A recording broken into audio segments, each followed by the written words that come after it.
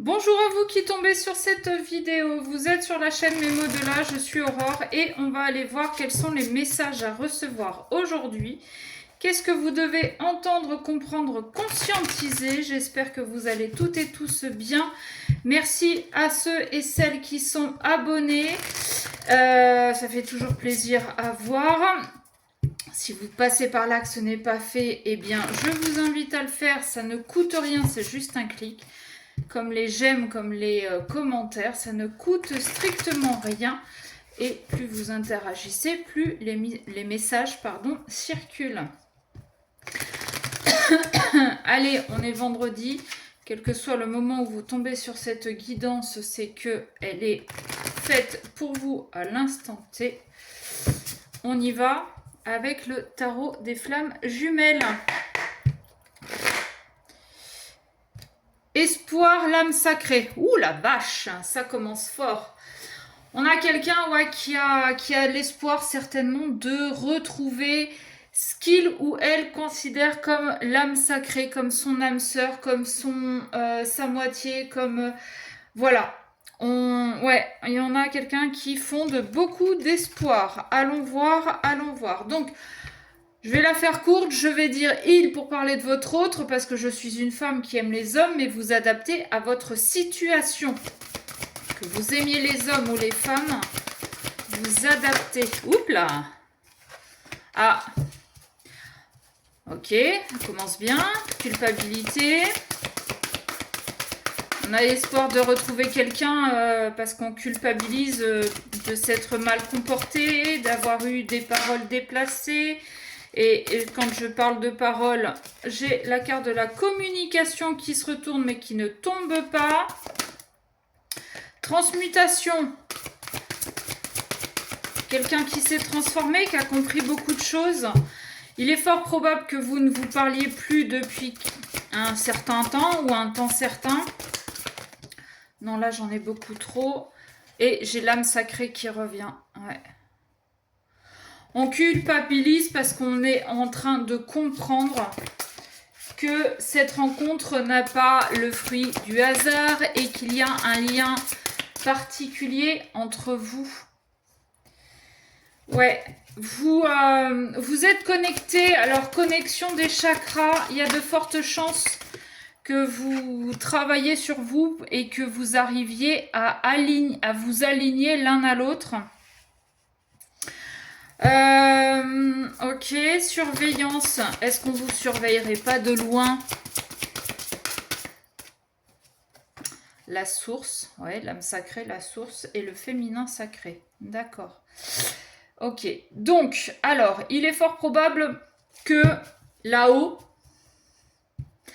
on vous surveille, vous, et qu'on surveille votre autre en même temps pour voir comment vous faire bosser pour que vous arriviez enfin à être alignés et que vous puissiez enfin vous réunir. C'est compliqué. Il y en a un qui a fait beaucoup d'erreurs. Alors, beaucoup d'erreurs. C'est pas tant des erreurs. Disons que cette personne a agi avec ses blessures, ses traumas, ses croyances limitantes, ses peurs, ses machins, ses trucs, ses bidules. Vous, de votre point de vue, ça peut être des erreurs, mais ce sont en fait des leçons. Et c'est quelque chose que probablement cette personne a compris. Il a compris qu'il avait mal agi avec vous alors que vous étiez peut-être la personne la plus authentique et la plus connectée à lui, que vous n'étiez pas dans sa vie par hasard, et il est en train de comprendre aussi que s'il n'avance pas et s'il ne travaille pas sur lui, ça ne va pas aller en s'arrangeant entre vous. D'autre part, voilà, il y a la source qui, s'ils vous ont mis ensemble sur cette route, bon, déjà, c'est que vous aviez un contrat d'âme, vous avez signé quelque chose avant de vous incarner. Et la source est en train de surveiller comment vous bossez. Et je pense que, il risque d'y avoir un petit peu de foudre karmique. C'est peut-être ce que l'autre en face est en train de se prendre aussi. Ça n'empêche que pendant cette séparation, vous êtes tous les deux en train de faire du nettoyage et de vous aligner. Et avec cette carte du féminin sacré, moi ce que j'entends aussi, c'est que l'un et l'autre, vous devriez être plus à l'écoute de votre cœur et de vos émotions plutôt que... Donc j'ai ça qui tombe et j'ai ça juste à côté. Ouais, donc vous devriez écouter plus votre cœur que votre raison. Parce que, ben oui, c'est un amour passionnel et il est fort probable aussi que votre autre vous surveille parce que malgré la distance qu'il peut y avoir entre vous, malgré cette non-communication, malgré cette coupure, il a toujours des sentiments pour vous. Il ne peut pas vous effacer comme ça, même avec un lavage de cerveau. Vous seriez toujours au cœur de ses pensées.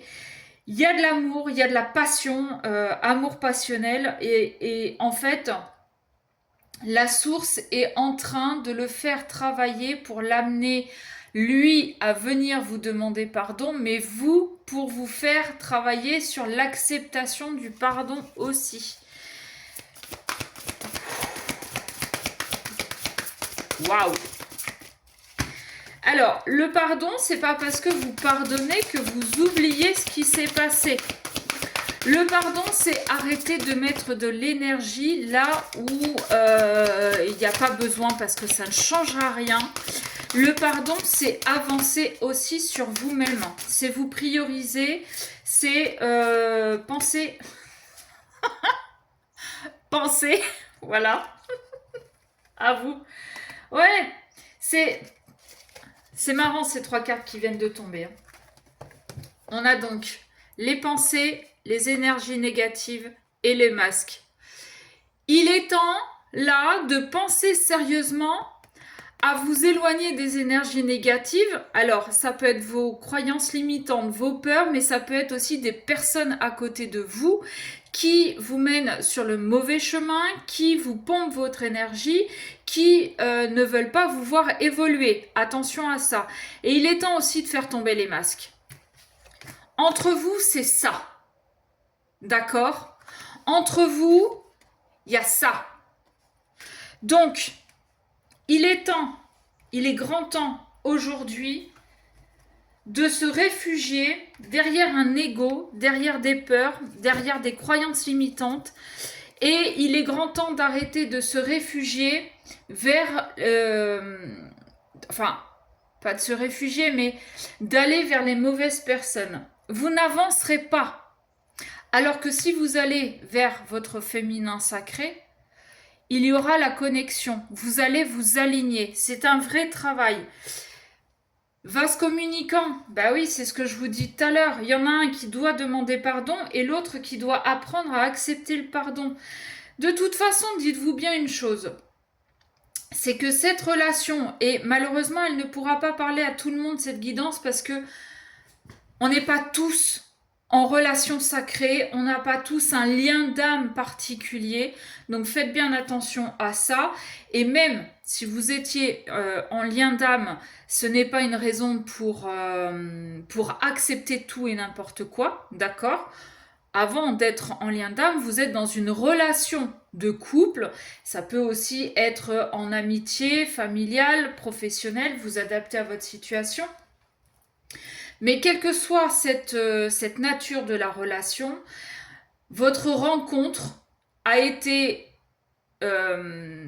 manigancée, entre guillemets, a été orchestrée pour vous faire travailler sur vos blessures mutuelles, d'accord? Vase communicant, c'est-à-dire que, voilà, il y en a un qui bosse, l'autre va bosser en miroir aussi. C'est ça, c'est j'avance, t'avances. Alors, vous voyez pas forcément mes mains, mais t'avances, j'avance, tu bosses, je bosse.